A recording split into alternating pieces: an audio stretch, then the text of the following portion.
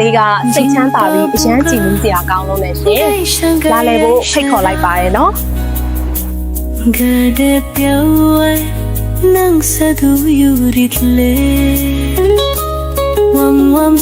This place is heartening and very delightful.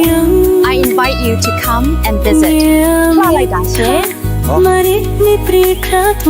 လွမ်းစရာကောင်းလိုက်တာ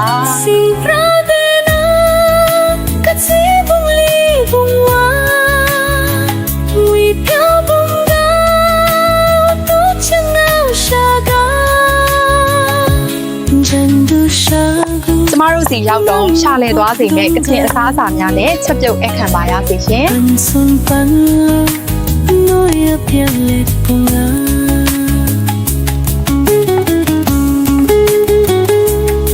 သုံးဆောင်လို့ရပါပြီရှင်